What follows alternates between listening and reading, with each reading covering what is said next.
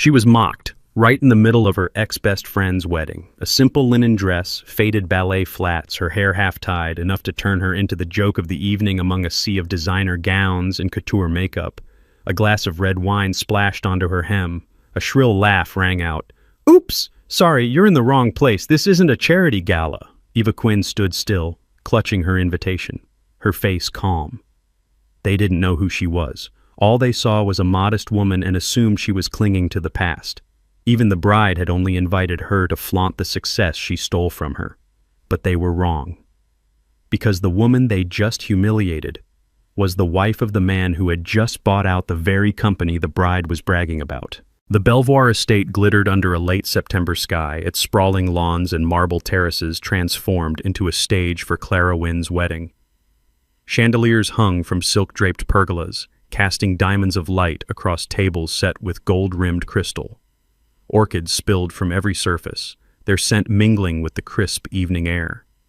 Guests, global influencers, CEOs, minor royalty, moved like constellations in couture gowns and bespoke tuxedos, their laughter a symphony of wealth. The event was live-streamed to millions, branded as a celebration of empowered womanhood, with Clara, the self-proclaimed Queen of Elise, at its center. Drones hummed overhead, capturing every angle for the world to see. Eva Quinn stepped onto the terrace, her square-neck linen dress catching the breeze. The pale sage fabric draped softly, unadorned, ending just above her ankles.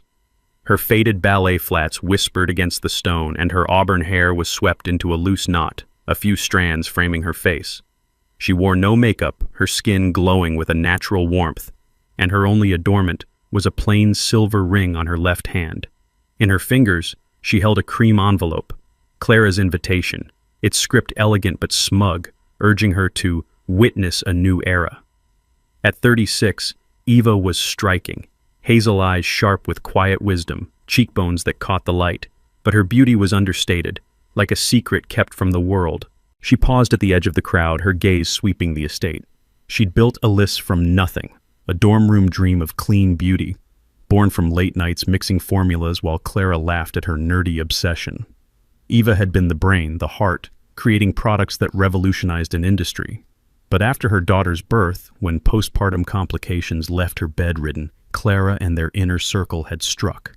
They'd erased her name, claimed her work, and ousted her with a boardroom coup, leaving her with nothing but a broken heart and a newborn. Eva had retreated, choosing a quiet life, while Clara climbed on her stolen legacy. A hostess in a sequined sheath approached, her smile tight as she eyed Eva's dress.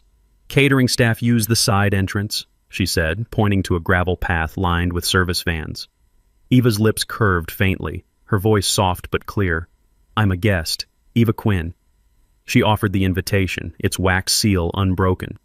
The hostess hesitated, scanning it with a handheld device, then frowned. "This checks out, but wait here."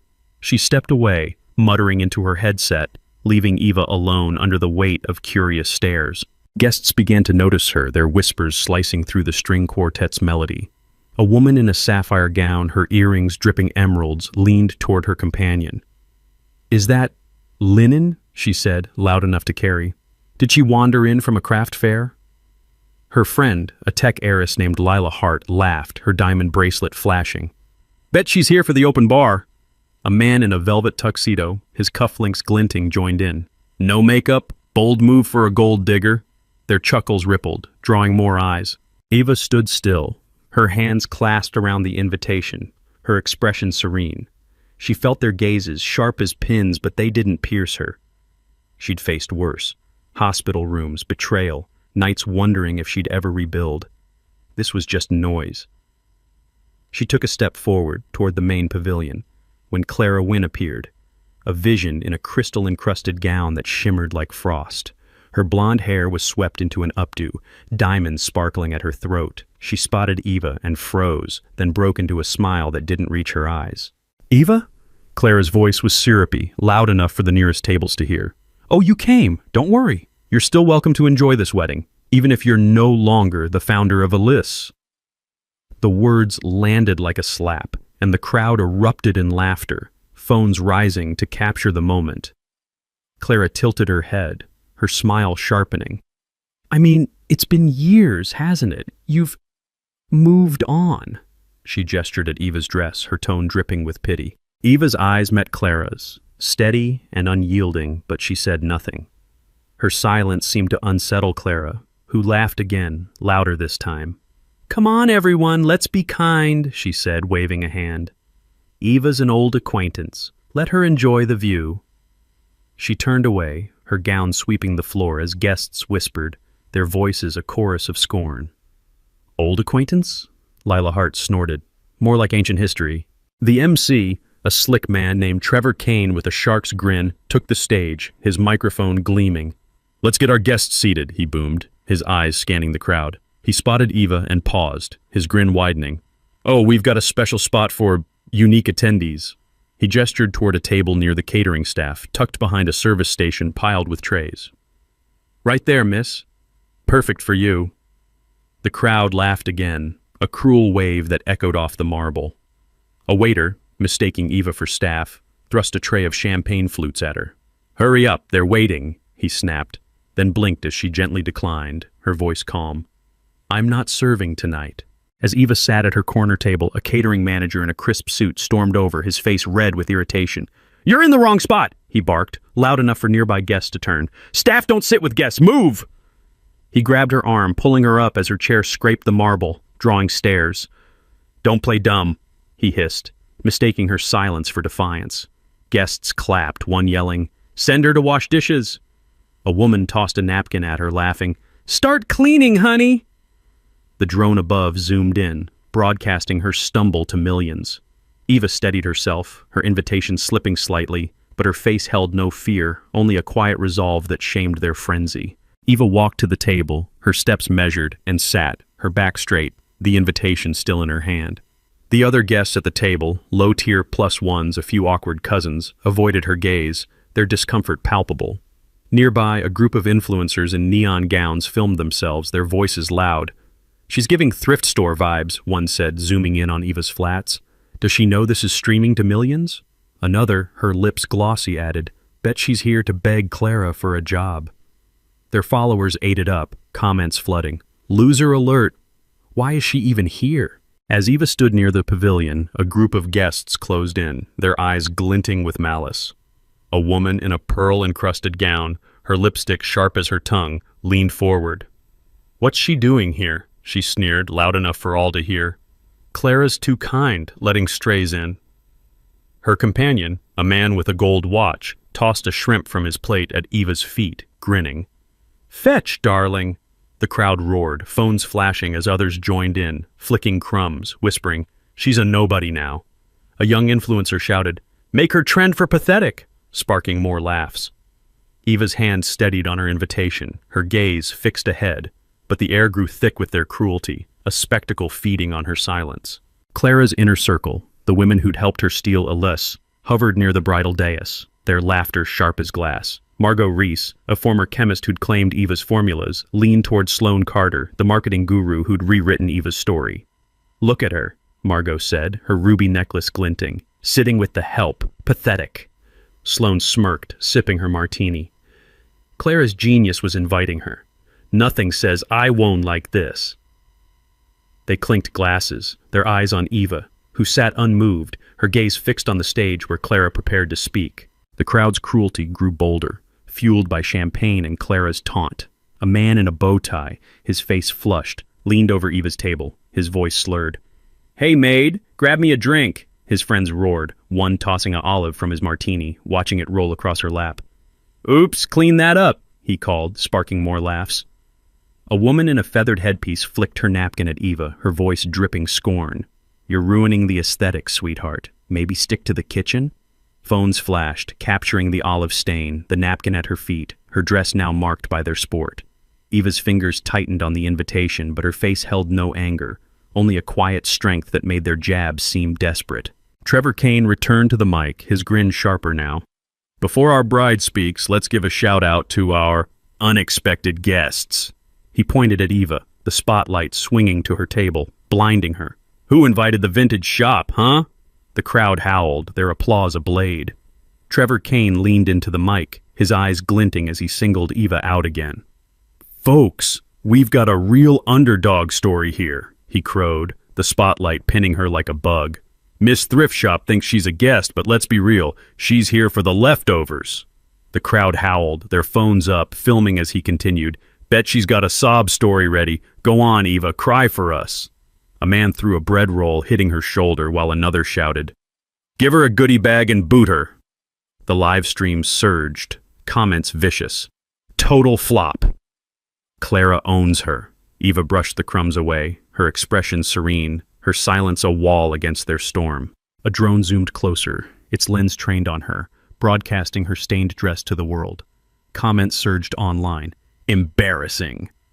Kick her out. Eva sat still, the light harsh on her face, but her eyes didn't waver, locked on Clara, who smirked from the stage, basking in the moment. Clara took the mic, her voice smooth as velvet. Thank you all for celebrating with me, she began, her gown catching the light. This wedding isn't just about love. It's about my journey. Alyss was my vision, my sweat, my triumph. I built it from nothing, and tonight I stand here as proof that a woman can have it all. The crowd cheered, their claps echoing, as Clara's eyes flicked to Eva, a glint of victory in them. Some people start strong but fade, she continued, her tone pointed. Clara paused her speech, her eyes locking on Eva with a predator's glee. Oh, let's not forget our roots, she said, her voice dripping with mock warmth. Eva, you taught me so much about stepping aside. The crowd erupted, their applause a blade, as Clara gestured at Eva's table, the spotlight swinging to highlight her stained dress. Look at her, still so simple, Clara purred, sparking gasps and giggles. A guest shouted, Back to the basement, Eva! As others filmed, their lenses cruel, Clara leaned into the mic, adding, Some people just don't belong in the spotlight. Eva sat unmoved, her hazel eyes steady, her calm a stark contrast to their venom. Others like me rise and keep rising. The applause swelled, but Eva's gaze didn't falter, her silence louder than Clara's words. The insults didn't stop, even as Clara spoke.